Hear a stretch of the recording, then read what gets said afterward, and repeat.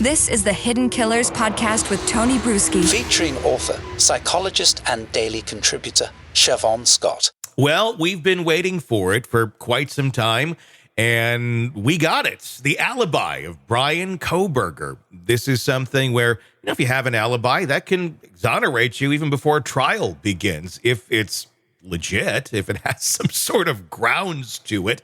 And the initial alibi that we heard that the court said, we don't buy it, you need to come up with something better, was he likes to drive around at night. So we've waited months and months and months, the families, the victims, all waiting for this new alibi that's going to exonerate him. And all we've added is the stars and moon to it. Literally, that's all that's been added to. He likes to drive around at night and look at the stars and the moon. And oh yeah, we're paying somebody to come and tell us that that's legit, and he was somewhere else at that time because of his cell phone, which was off, by the way. So I don't really know how you tell where someone is when it's not pinging. Joining me to discuss, Shavaun Scott, psychotherapist and author. What is going on here that they're still going down the same road of he likes to drive around at night and look at the stars and moon? Yeah, if he had been at a meeting of the astronomy club, with a few people who could testify, that would be probably impressive. This is not impressive. And again, you get the sense it's like, what can we come up with here? What can we possibly come up with to raise reasonable doubt? And this is not impressing any of us at this point. Is there some larger strategy here? Because, Ann Taylor's seemingly been an okay attorney thus far, really getting quite in depth and definitely, vigorously defending her client. But is there some other longer game here, do you think, by throwing this out there? And then, yes, they're saying they have this one expert witness that will testify to phone pings, again, when a phone's not even on.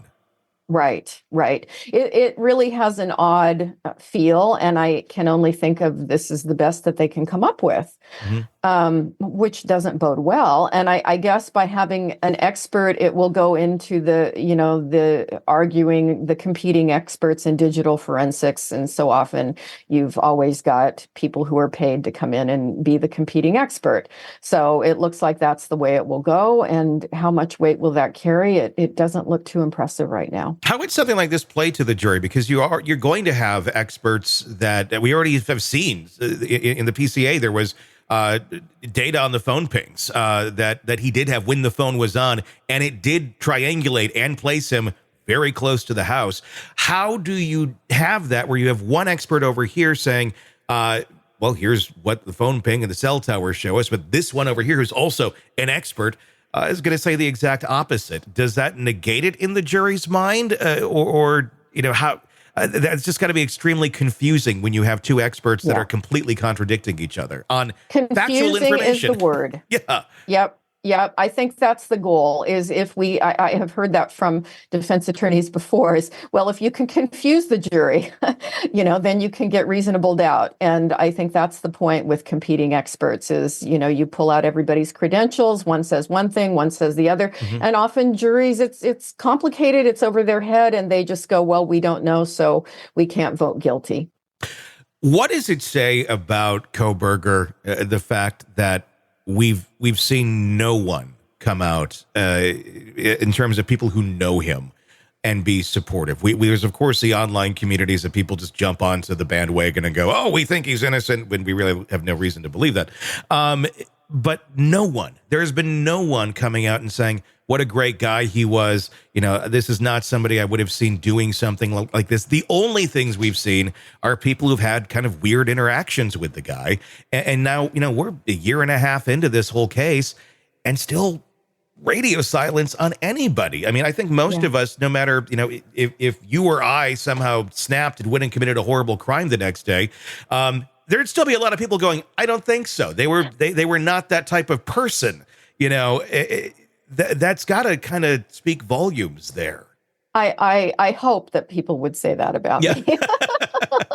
Fingers crossed. Yes. Although I don't have any crimes planned, and at this point in life, I have often had the thought, gee, maybe I will live my life out without being on the other side of prison bars. So it's looking like it'll go that way. But yeah, it is telling that all we've heard over and over and over from people who've known him for many years is what an odd guy he was, or what a scary person he was, and if the best we can come up with is stargazing and one competing expert, it doesn't look good. It makes me wonder if they're going to go down an angle of, look, this guy is weird.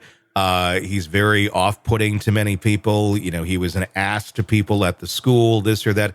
But that doesn't necessarily make him a murderer. It makes him kind of a loner and a weird guy. And he likes, I think giving a defense of an alibi of, he likes to go drive around creepily at night by himself, just kind of almost plays into that narrative of, it's kind of weird that he's doing that on a regular basis, supposedly. And I just wonder if that's the angle they're going to go down of, because he is such a damning figure of, he's weird and all this, but again, it still doesn't make him a murderer. And we're going to try and go off this other path with our one expert and say he wasn't near the house. Yeah, I think it may be the best he can do. And the other thing about cruising around in the middle of the night, that's a common behavior among many sex offenders. Yes. They're out looking in windows or watching. And it's, again, it doesn't make him look good.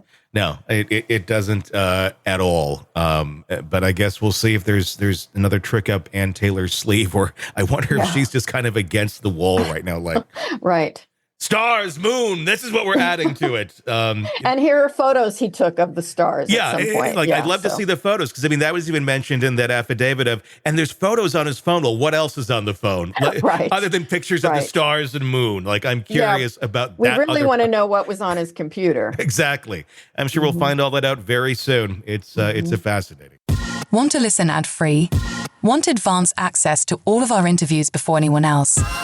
Become a True Crime Today Premium Plus subscriber on Apple Podcasts. You get every episode commercial-free, so you can binge on true crime until you can binge no more. Search True Crime Today Premium Plus on Apple Podcasts now, or go to our podcast page and sign up now. More of the Hidden Killers podcast next.